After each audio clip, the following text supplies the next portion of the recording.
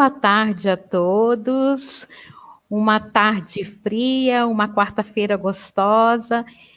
E vamos ter o privilégio de ouvir uma professora muito especial para mim. Foi minha professora na Universidade Federal do Paraná. É uma pessoa muito querida. Professora Catarina Moro. Nessa tarde, a professora Catarina Moro vai nos trazer uma temática bem contemporânea: avaliar crianças pequenas em tempos de pandemia. Professora Catarina Moro, ela é bacharel e licenciada em psicologia, especialista em educação infantil e mestre em psicologia da infância e da adolescência. Atualmente, a professora Catarina é associada na Universidade Federal do Paraná e tem como linha de pesquisa a educação, diversidade, diferença e desigualdade social. Também é pesquisadora de estudos e pesquisas em infância e educação infantil. Na Universidade Federal do Paraná, coordena o projeto de extensão e educação da infância. Professora Catarina é uma amante da criança pequena, da primeira infância, e sempre se dedicou a essa temática, a avaliação. E hoje ela tem um grande desafio, que é nos trazer a avaliação da criança pequena em tempos de pandemia. Penso que nós precisamos de ressignificar essa avaliação, não é, professora? Porque nós estamos trabalhando com a criança nesse momento, num tempo distante. E a professora também tem um carinho especial por Fazenda Rio Grande, né, prof? Já acompanhou alguns trabalhos aqui com a gente, já acompanhou algumas propostas curriculares, já nos orientou bastante. Então, seja muito bem-vinda nesta tarde, que a tua palestra seja enriquecedora para os nossos profissionais. Nós agradecemos a presença de todos. Tomara que todos encerrem essa palestra com um grande enriquecimento trazido pela nossa querida professora Catarina Moro. É com você, professora. Obrigada, Antonieta. Eu agradeço a oportunidade de estar com vocês aqui, da Rede Municipal de Fazenda Rio Grande, né? Nesse sentido, agradeço o convite da Secretaria, o convite de duas pessoas que eu tenho contato mais direto nesse momento, né, que são a Jéssica e a Antonieta, que estiveram recentemente aqui com a gente em processos formativos na universidade. Então, acho que é importante comentar com vocês, né, que essa questão da formação continuada ou da formação inicial tem um tempo ao qual eu me dedico a ela, né, um pouco depois de ter trabalhado como professora de educação infantil e como partícipe, né, da equipe técnica que coordenava os trabalhos em instituição de educação infantil, eu fui me dedicar à questão da formação e comecei até mesmo pela formação continuada para depois adentrar a formação inicial nos cursos de pedagogia e de licenciatura em geral, né. Foi nesse período que eu tive a oportunidade de estar em Fazenda Rio Grande e fazer um processo de acompanhamento e assessoramento do primeiro documento, né, que discutia currículo aí da educação infantil do município.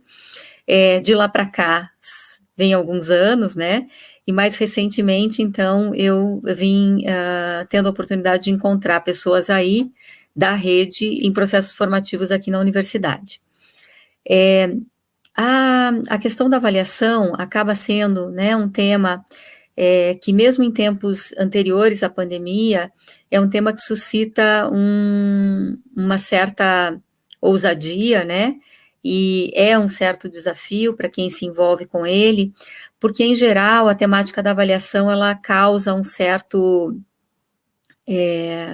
uma certa esquiva, né, um esvaziamento, assim, de querer adentrar essa temática, porque é uma temática que, um primeiro enfrentamento dela, faz com que a gente pense que avaliar é julgar o outro, né? Então, tanto quem seria chamado a fazer esse julgamento, como aquele que é julgado, nem sempre se vê bem nesse lugar, né? Então, mesmo antes da pandemia, a gente vem sendo chamado a ressignificar o que seja avaliar, né? E aqui a gente está falando da avaliação no contexto educacional, e mais ainda no contexto educacional, especificamente com as crianças de 0 a 6 anos, né? Ou com os espaços, os contextos que atendem crianças de 0 a 6 anos. Paulo Freire já, né, nos anos aí 70, nos dizia que um significado da avaliação seria o de que avaliar é problematizar a própria ação, né? Aí a gente pode, né, ao contrário de pensar lá no julgamento, pensar que nós estamos fazendo isso o tempo todo, né? O tempo todo, como seres humanos, nós nos perguntamos sobre aquilo que a gente faz, né? A fim de talvez alterar alguma coisa, o modo de fazer, a forma com que a gente abordou um determinado assunto, uma determinada questão, né? Então, problematizar a própria ação é algo que é muito presente para nós, seres humanos, né? Porque a gente sempre está buscando alguma forma de aperfeiçoamento. Eu acho que é um pouco nessa linha, né, que vale a pena a gente pensar em avaliação hoje, seja nos tempos anteriores à pandemia, né, do nosso contato presencial, ou mesmo agora, em que nós estamos nesse contato principalmente remoto, né. Mais recentemente, então, acho que a gente pode pensar assim, que a avaliação veio sendo mais debatida na educação infantil a partir dos anos 80, né?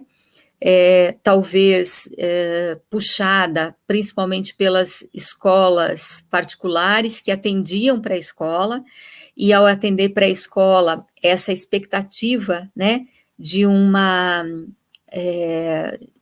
retorno da instituição sobre como estava acontecendo os processos de ensino e aprendizagem das crianças, foi pressionando, né, para que a pré-escola também trouxesse a discussão da avaliação para o seu cotidiano.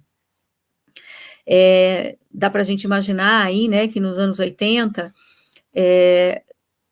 sendo que talvez a gente tenha até os dias atuais, né, era muito mais comum uma avaliação bastante técnica e mais pautada em objetivos de aprendizagem, né, que às vezes nos materializava, concretizava a avaliação a partir de um formulário, de um protocolo de avaliação, né, que objetivamente respondia se a criança fazia sim ou não, né, ou fazia com ajuda determinada questão pautada ali nesse formulário, nesse protocolo.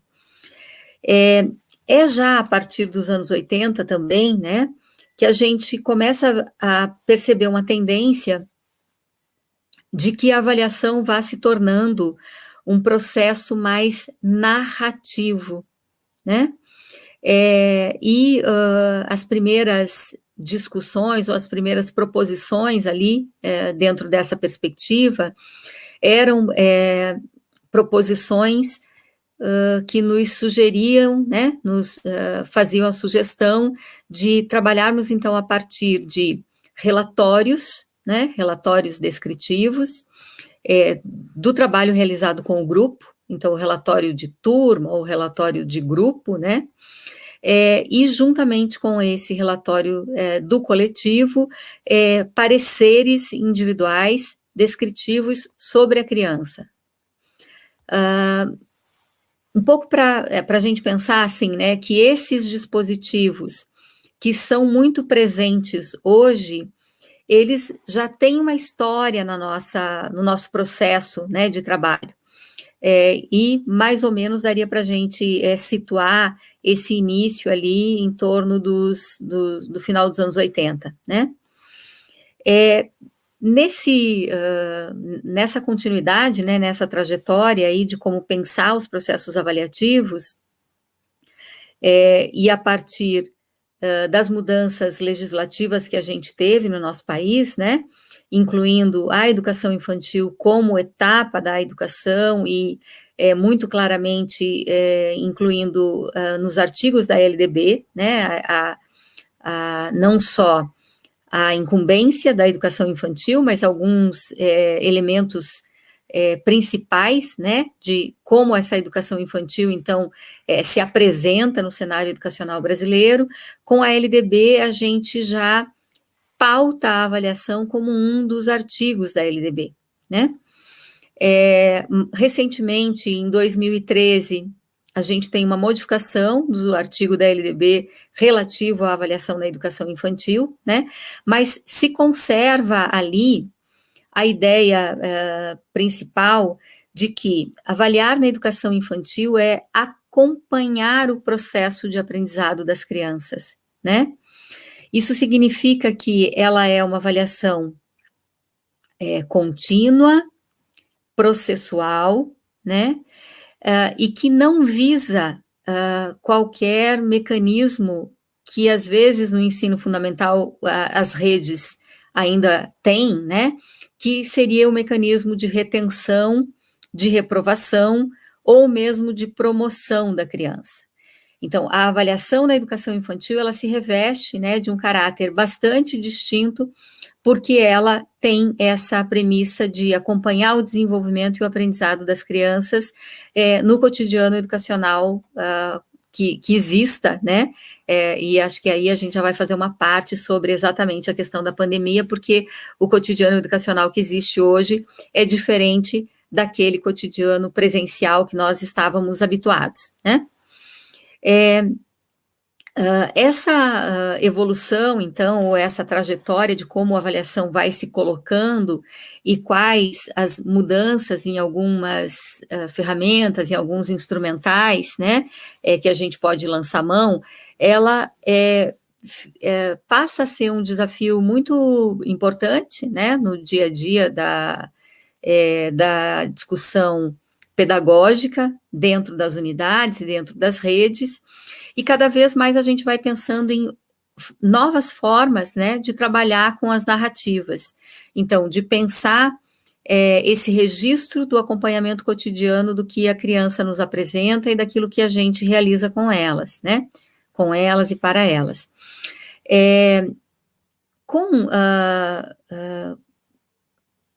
Com né, as muitas expectativas e mesmo com os primeiros resultados que a gente vê desse trabalho, né, de se fazer avaliações narrativas, se dar uma devolutiva para a família e ver que tipo de retorno a família dá para a instituição, a gente vai cada vez mais aperfeiçoando o que escrever e o como escrever, né? Então, acho que eu vou começar a seguir aqui a apresentação para que a gente pense um pouco conjuntamente sobre isso.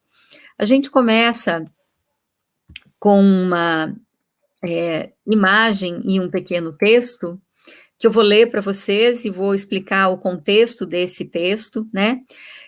Porque ele vai dialogar com uma ferramenta que a gente vai discutir aqui um pouco juntos. Então, essa imagem, ela é uma fotografia feita por um fotógrafo, mas, ao mesmo tempo, pelo pai dessa criança, que é o Benjamin, né? Esse fotógrafo se chama João Marcos Rosa, ele é um fotógrafo da vida natural, digamos assim, paisagens, né, flora e fauna, e no advento, né, do isolamento social, eles se viram, enquanto família, pressionados, né, a se isolar, e ao invés de ficar na cidade, num contexto urbano, eles tiveram a possibilidade de ir para um sítio, né, próximo de Belo Horizonte, na capital mineira, e passar os primeiros dias, né, vários dias da nossa quarentena, que se estende infinitamente, né, pela ausência da vacina, aproveitar esse contexto de vida, esse outro contexto de vida, com a família, né, e mais especificamente aqui com o Benjamin, que vira o protagonista de um trabalho que eles fazem conjuntamente. O primeiro registro que o João Marcos faz, então, é um registro nas redes sociais, né, no Facebook e no Instagram, colocando cada dia que eles viveram juntos e algo que foi feito em torno da fotografia, em torno dessa vida nesse contexto diferenciado, né, que era o contexto mais rural. Esse é o dia 54, tá ali, né, com uma hashtag, hashtag 54, e o texto que o João Marcos escreveu diz assim: depois de todo o capim retirado da parte da frente da casa, um novo espaço se abriu para ocupação. Quase todo ano é assim. O mato, entre aspas, cresce durante o período das chuvas e a gente espera passar para fazer a capina. No último sábado, já com essa área limpa, fiquei empolgado para montar um balanço para o Benja brincar. Depois da trabalheira para passar cordas e mosquetões, minha expectativa foi frustrada. O pequeno não curtiu muito a ideia e partiu para outra história. Todo suado e com o coração partido, fui montar uma rede ali perto para afogar as mágoas. Hoje, 3 dias depois da ocorrência, estava me preparando para uma voltinha com ele na trilha, quando comecei a ouvi-lo, cantando alto a musiquinha do antigo desenho Mowgli. Eu uso o necessário, somente o necessário. Por isso é que essa vida eu sigo em paz. Quando olho pela porta, o danado estava balançando alto no pneu, com um braço aberto e aquele sorrisão estampado no rosto. Eu, com aquela alegria imensa por dentro, fiquei pensando quanto o tempo das crianças é tão próprio e que deixá-lo descobrir a brincadeira do seu jeito foi a melhor opção. Seguimos em casa. Esse, então, né, era o 54º dia de quarentena, registrado pelo João Marcos, pai do Benjamin, que é o menino que aparece na fotografia, né? E acho que o João Marcos é de uma felicidade, né, assim, de uma competência no registro que ele faz, fotográfico, claro, mas também no registro escrito e narrativo aqui, dessa narrativa verbal, né, em mostrar para a gente o quanto nós adultos precisamos entender e, às vezes, ceder ao tempo da criança, né? No dia que ele fez o balanço e propôs para o filho brincar, o interesse dele não estava desperto dessa forma, né? E ele não brinca com o balanço naquele dia. Ele vai, alguns dias depois, sim, se interessar e fazer essa exploração bastante curiosa, né, espontânea, desse balanço com pneu que o pai dele fez. Se a gente está pensando aqui, né, na avaliação como narrativa, a imagem, desculpem, só para fechar um pouco essa ideia, e depois a gente vai voltar a ela, né, esse registro todo depois saiu das redes sociais, né, então o João Marcos acho que recebe a proposta para publicar todo o registro que ele foi fazendo em forma de livro, e várias dessas passagens vividas, né, entre eles e com a fotografia, ficaram registradas nesse livro aqui, chamado Diário de um Outono Particular. Quando a gente está, então, nesse pensamento, né, de que avaliar é criar narrativas, né,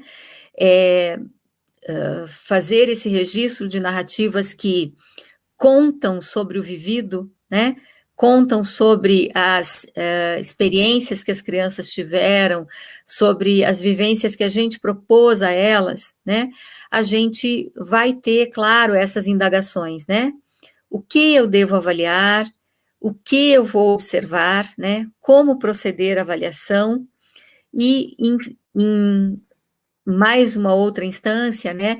Para que eu vou avaliar?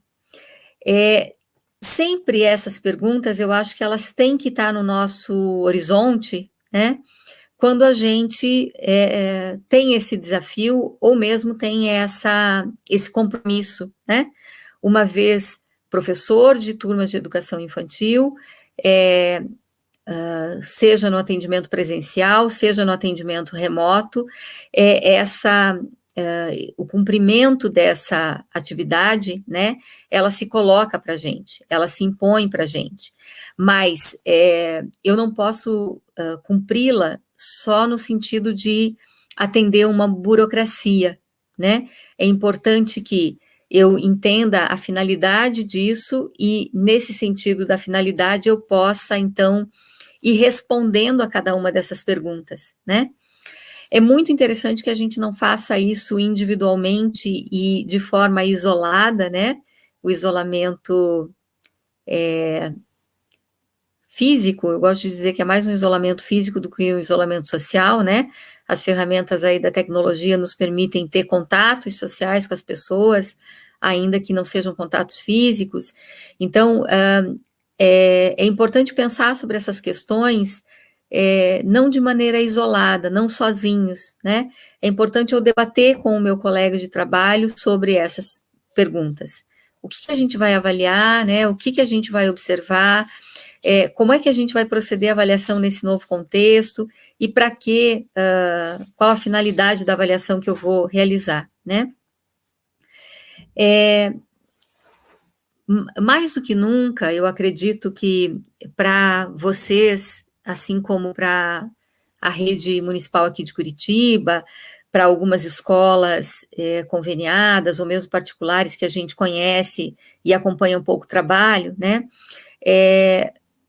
A dificuldade de pensar formas, né, de como realizar essa função de avaliar, agora na pandemia foi muito grande. E claro, a avaliação ela vai dialogar muito proximamente com o meu planejamento, né, e aí justamente esse planejamento específico para o momento atual, e também vai dialogar com o projeto político-pedagógico, né, ou com a proposta pedagógica da instituição na qual eu trabalho. Para quem já vinha realizando a avaliação a partir de pareceres descritivos, né, ou mesmo de portfólios, não sei se vocês podem usar talvez algumas outras nomenclaturas, mas a ideia, né, do registro diário, que suporta, então dá suporte para o parecer descritivo, geralmente, né? A situação da pandemia possibilitou repensar esse formato, né? Porque a gente não está com as crianças diariamente, né?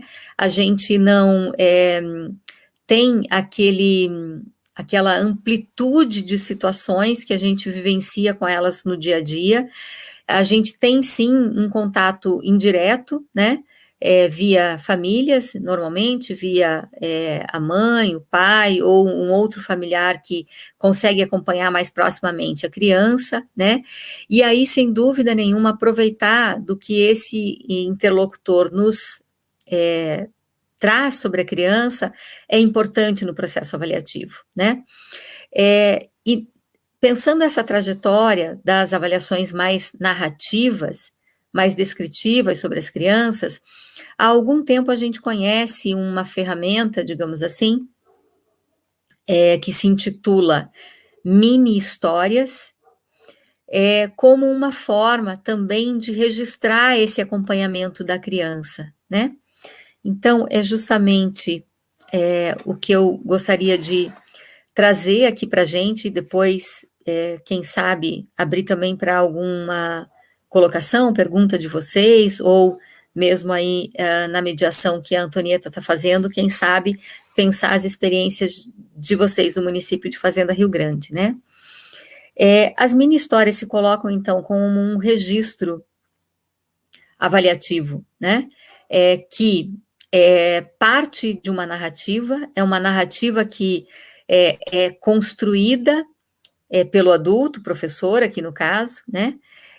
E que sempre tem uma inter-relação com um registro fotográfico, quase sempre, né? Até pode ser o registro vídeo filmado também, mas a fotografia, ela está muito presente nos exemplos, né, e na discussão sobre mini história, quando a gente vai ver isso em textos, livros que tratam sobre elas, né? Então, a ideia de mini história está ligada a um revisitar aquilo que a gente observou, né? Ou aquilo que, no caso, a partir dos olhos dos pais, né? Dos olhos dos familiares, da descrição que eles fazem, que ela pode ser até verbal, mas que ela pode materializar também através de fotografias, né?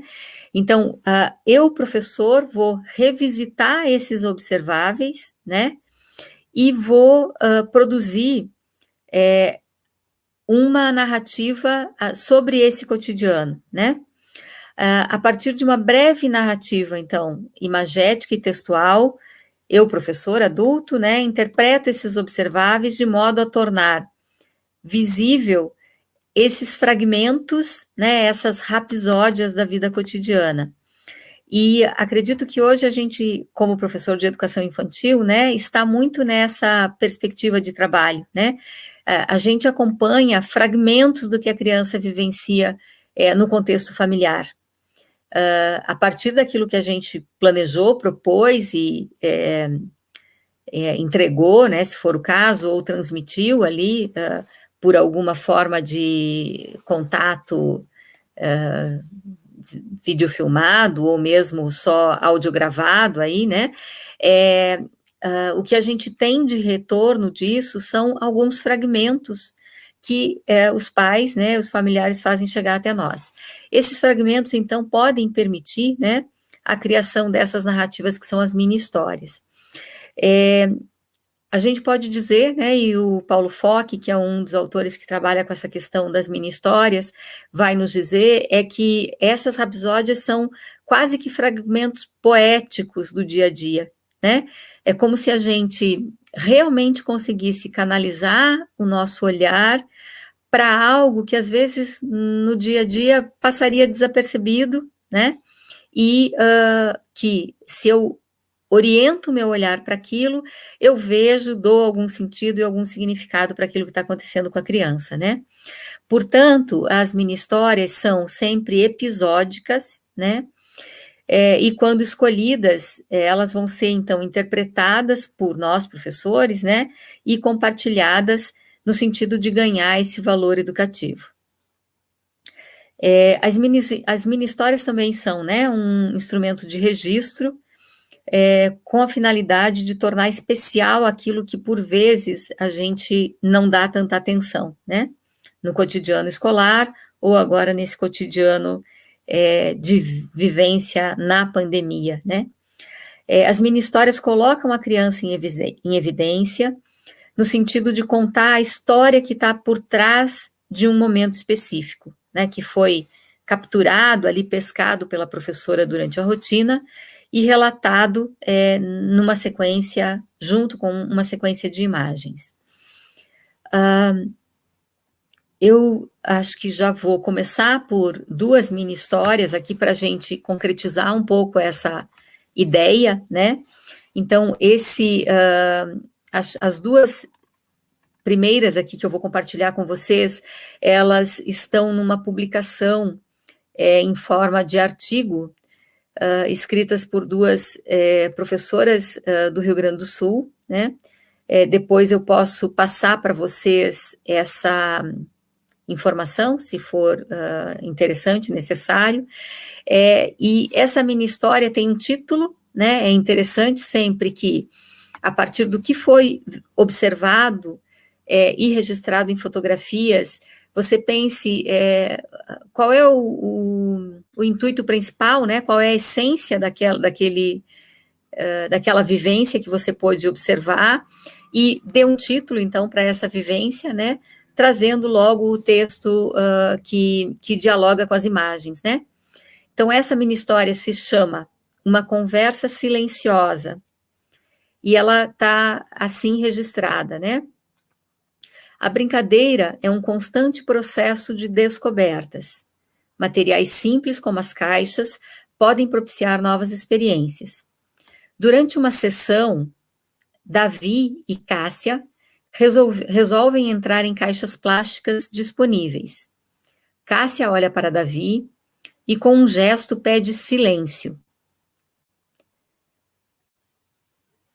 Davi observa a ação da amiga com atenção e olhar firme. Pensa, gesticula e, sem nenhuma palavra, acompanha a amiga, imitando seu gesto e concordando com o silêncio. Só com olhares e gestos os amigos conseguiram se entender. A comunicação entre crianças vai além de palavras. Todo o seu corpo é meio de apreensão, expressão e significação. Desde a primeira fotografia, né, que está ali no canto esquerdo superior, a gente vai acompanhando essa interpretação que a professora faz e que ela registra aqui por escrito, né? Então, aqui os dois buscando se acomodar nas caixas, né? Nessa segunda imagem, de cima para baixo, a Cássia com o dedinho na frente do lábio, em direção ao Davi, olhando para o Davi, né? Aqui, ela ainda com o dedinho na frente da boca e ele com a mão como se estivesse buscando o movimento, né? E por último, estão os dois com o dedinho na boca, o Davi aqui na frente da Cássia e a Cássia como estava desde o início. É muito interessante dar vida, né? Para esse registro de um fragmento que foi testemunhado pelo olhar do professor, né? Porque aí ele compartilha essas descobertas com outras pessoas, né? Então, aqui tem qual descoberta, eu acho que é bastante significativa, né? A descoberta de que há uma interação entre crianças bem pequenas, né? Há uma comunicação e há uma troca de significados aqui entre elas, né? E isso está bem vívido no registro feito nessa rapsódia, ou nessa mini história, né? Essa é uma outra mini história, também do mesmo texto, das autoras lá do Rio Grande do Sul. O título dessa mini história é Um Carinho Especial, e ela traz o seguinte enredo aqui. A adaptação é um momento muito delicado e sensível na educação infantil, principalmente no primeiro ano escolar. As crianças nesse processo se apoiam e desenvolvem desde os primeiros momentos relações de empatia. Clarice, sempre muito carinhosa, no início de uma tarde, busca acalentar o amigo Gabriel. Se aproxima e oferece um carinho. Gabriel, para a surpresa das professoras, se acalma, fecha os olhos e deixa a amiga se aproximar. Clarice dá um beijinho em Gabriel e, com suas mãos cuidadosas, continua dedicando sua atenção a este momento, acompanhada pelo olhar encantado das professoras. Muito sensível, Clarice chama pelo amigo. Gabriel, pega sua mão e beija-a, despedindo-se do amigo.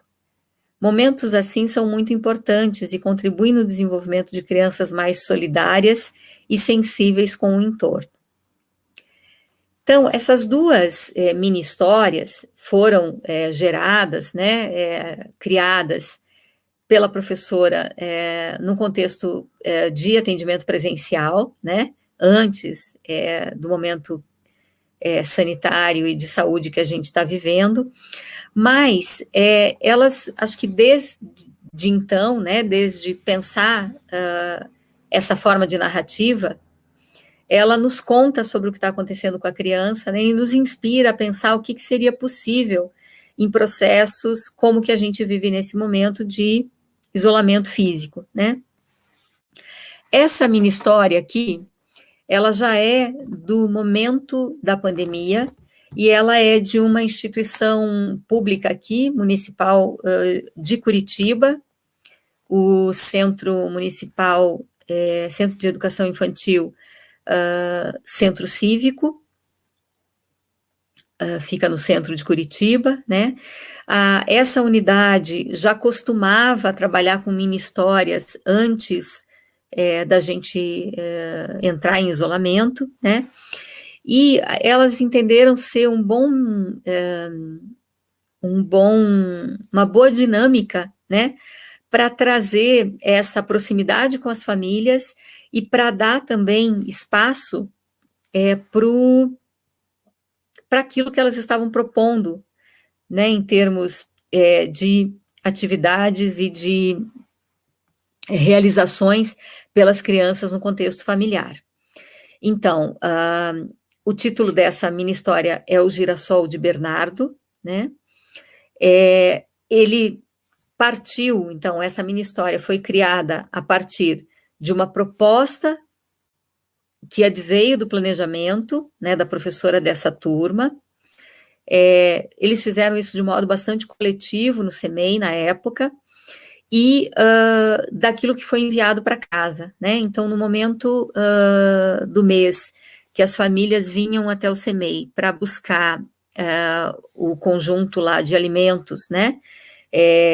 Do kit escolar relativo à alimentação, elas levavam geralmente um livro de literatura infantil, algumas propostas para se realizar com as crianças, e esse conjunto de alimentos, né? No mês de agosto, a proposta que o CEMEI enviou foi plantar um girassol. Então, eu vou começar a ler ali a mini história para a gente ir entrando nesse contexto, né? No mês de agosto, a proposta enviada pelo CEMEI tinha uma missão especial: plantar algumas sementes, intencionando relações da criança com a natureza, com a família, em um olhar atento para um novo percurso. Bernardo coloca a terra no vaso, faz um furo com o dedo, acomoda a semente, cobre e rega um pouquinho. Dia a dia cuida, aguardando atenciosamente algo acontecer. Então, essa primeira imagem, né, é que dá o sentido para essa narrativa que eu acabei de ler. A semente brota e as folhas logo começam a aparecer, aqui no canto direito superior. O arbusto cresce e um novo lugar se faz necessário para dar continuidade a um ciclo saudável. A mamãe encontra um lugar em um vaso maior. A fotografia aqui de baixo à direita, né? Em setembro, aparece um pequeno botão. Bernardo, todo empolgado, parece vislumbrar uma flor. Com cuidado e o ambiente adequado, a planta vai crescendo, ganhando um pouco mais de altura e seu botão um pouco mais de volume. Em outubro, o girassol de Bernardo se abre, o encontro com a flor se dá com um sorriso. Sente o seu perfume, se põe a regar e diz: é amarela, igual minha caminhonete. Para mim, parece um sol, diz a mamãe. O primeiro girassol a florir é apresentado para a turma, trazendo anúncios que chegou a hora de uma grande e bela florada na casa das crianças e professores. Então, a criança, né, implicada nessa mini história é o Bernardo Muchon, as professoras são a Débora, Helena e Raquel, a imagem quem fez foi a mãe do Bernardo, a mamãe Lúbia, e o texto foi da pedagoga e, no momento, diretora da unidade, Ana Beatriz. Acho que essa mini história, ela dá bastante visibilidade para a gente, né, as possibilidades de registro, né, e, consequentemente, de uma mostra de como é o envolvimento da criança com aquilo que está sendo proposto para ela e que ela está fazendo, né, a partir dessa intermediação com os seus familiares, que geralmente recebem o que vem do CEMEI, né, e passa e intermedia isso até isso chegar na criança. com a vivência que se dá mesmo no espaço agora extramuros da unidade, né? Essa situação aconteceu em cada espaço doméstico, com diferentes resultados também, né? Se a gente fosse olhar, foi feita uma mini história de cada criança, então, Bernardo é uma delas, né? Mas não a única criança que vivenciou essa proposta de plantar a semente, acompanhar o desenvolvimento da semente, ver se surgia ou não a planta, o broto, né, e a flor, e pensar, então, essa multiplicidade, né, de experiências a partir de uma vivência que foi proposta para todos eles. A vivência era a mesma, né, as experiências particulares aí devem ter sido muito diferentes. É claro, né, que nesse momento é fundamental a gente contar com essa parceria com as famílias. Nós não temos outra possibilidade, né, que não a de pensar a respeito do que a criança está vivendo, né, e fazer um registro disso a partir daquilo que nos chega e que é contado, né, pela própria criança, algumas vezes, e pela família. Um pouquinho adiante, então, eu acho que... aqui, depois tem uma foto dos livros que eu quero comentar com vocês, talvez um deles já seja conhecido, né, mas eu também coloquei num slide que livros são esses, e aqui, vocês imaginem, vou voltar na imagem anterior, imaginem que essa mini história, né, Girassol do Bernardo, quando você faz uma reunião online com as famílias, isso pode ser mostrado dessa mesma forma que a gente está mostrando aqui, né? Colocado num PowerPoint para ser socializado com as famílias. Geralmente, quando a gente está no atendimento presencial, né, essa pode ser uma forma da gente socializar as mini histórias com as famílias, né? Então, um pequeno varal na janela da instituição de educação infantil ali, com as mini histórias que vão sendo criadas das vivências ou individuais das crianças, né, ou nos seus grupos ali de pares. Vocês viram que as primeiras mini histórias, elas eram de uma dupla de crianças, né, primeiro as duas crianças que estavam brincando na caixa, né, logo depois as duas crianças que estavam naquela relação de bastante afetividade e intimidade, né, a criança mais velha consolando o amigo mais jovem ali, que estava no processo de inserção na unidade. Então, as mini-histórias são feitas também com essa finalidade, né?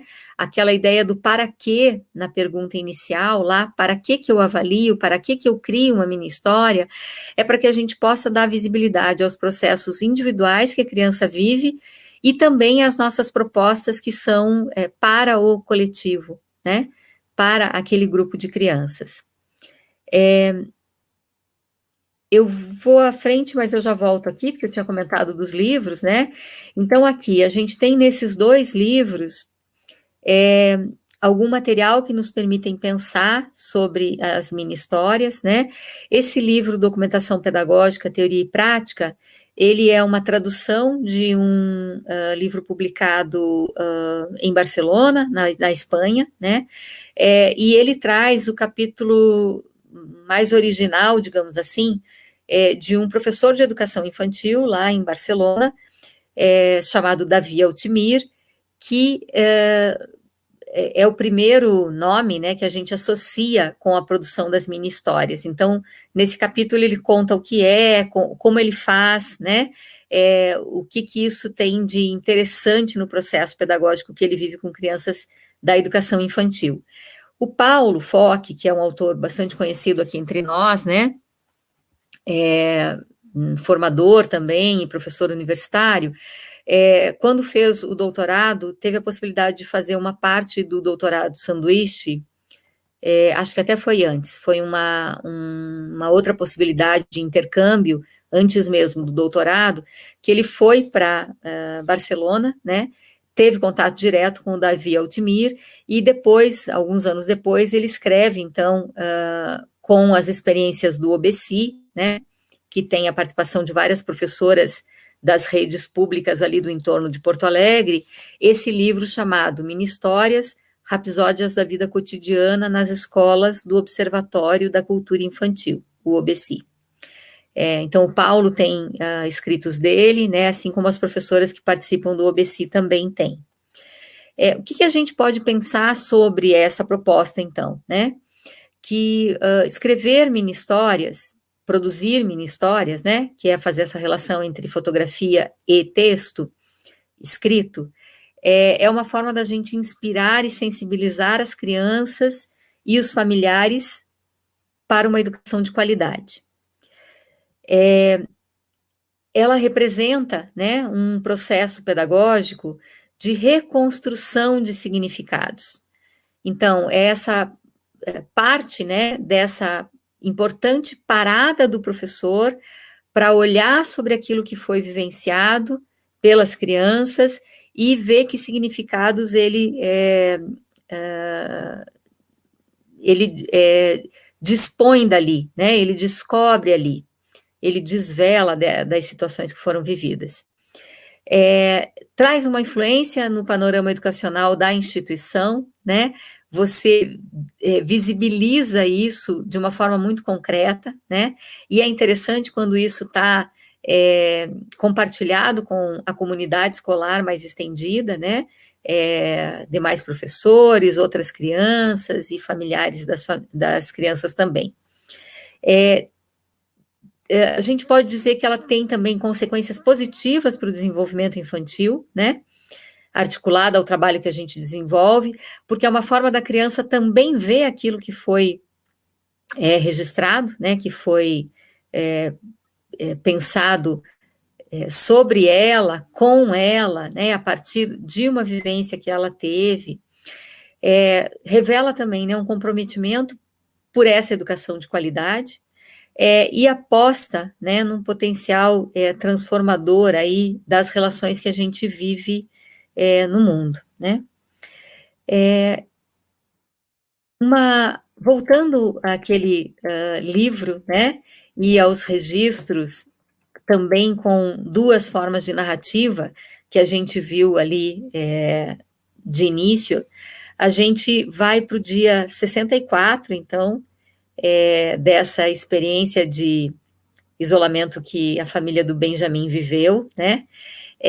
A foto do dia 64 é essa que vocês estão apreciando aí do lado direito da tela, e o texto escrito pelo pai do Benjamin diz assim: tá difícil celebrar qualquer coisa na atual situação que vivemos. Datas comemorativas perdem o sentido diante de tanta tristeza e ignorância.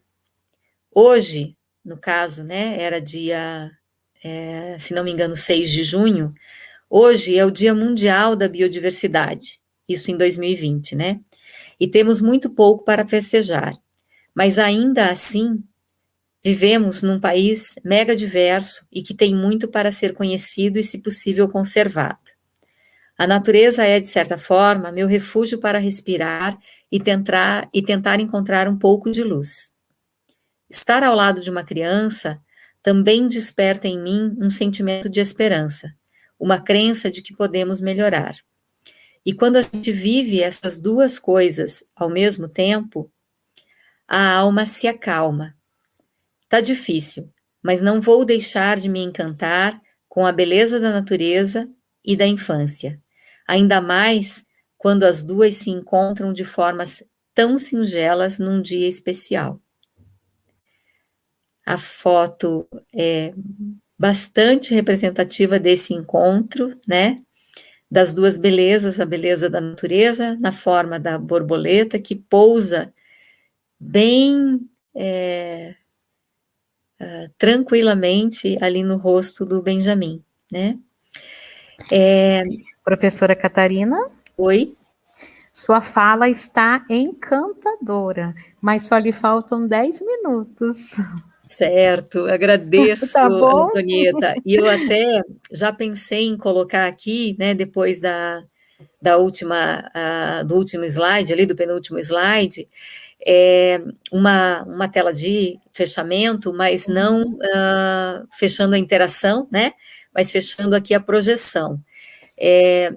Então, não sei, Antonieta, se vocês estão lidando também com a questão de alguma intervenção ou de você trazer alguma questão.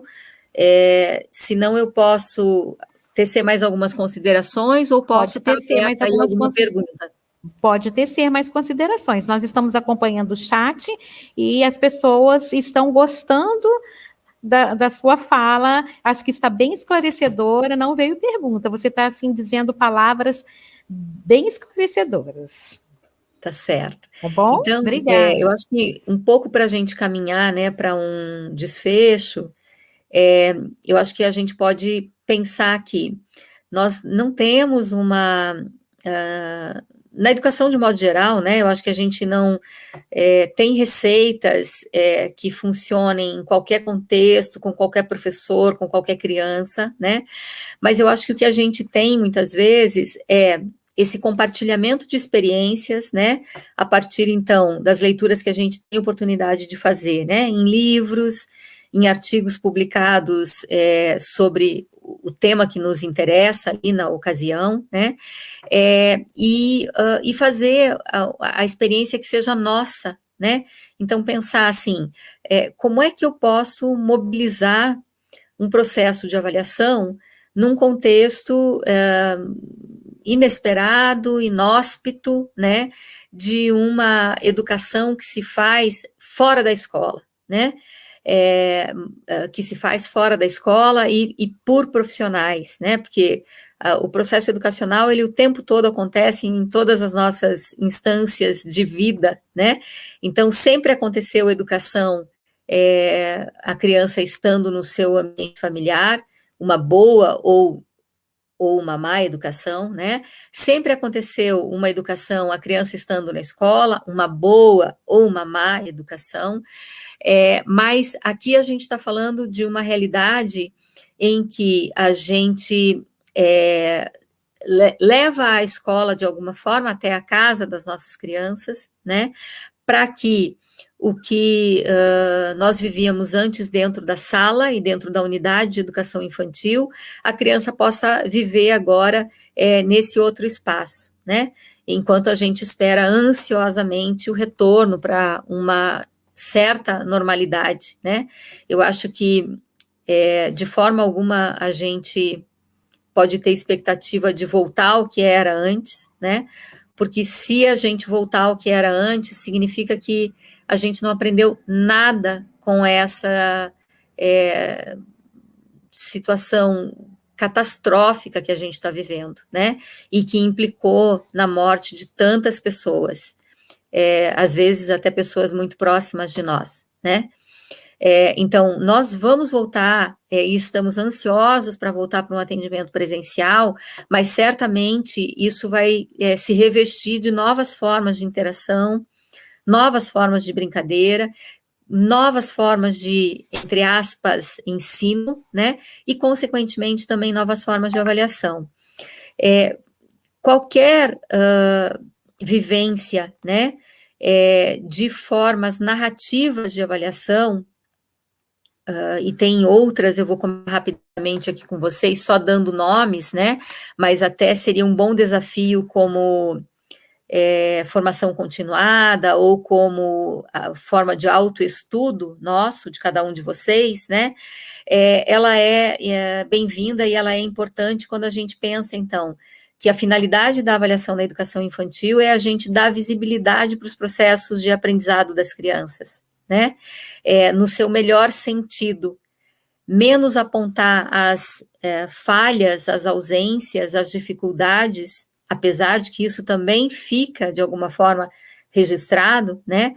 Mas dá lugar para essa potência das crianças. A gente aprende muito, a gente adulto, agora estou dizendo, né? Aprende muito lentamente o quanto a nossa função enquanto professores, né, na educação infantil, é a gente potencializar o que a criança já tem, já sabe, né, os domínios que ela vai também aprendendo cotidianamente nesse espaço. Então, formas narrativas de avaliação, né, e agora essas que trazem fragmentos do que foi vivido pelas crianças, elas são muito interessantes e muito válidas para a nossa realidade atual, né? Além das mini-histórias, assim chamada, né, pelo Davi Altimir, e aqui bastante desenvolvida também pelo Paulo Fock, a gente tem outras denominações e outras modalidades de avaliação que também trabalham com essa relação das narrativas imagéticas, das fotografias, né, com as narrativas verbais em forma de texto escrito. E até mesmo, né, para quem quisesse ousar as formas de registro videogravado, né?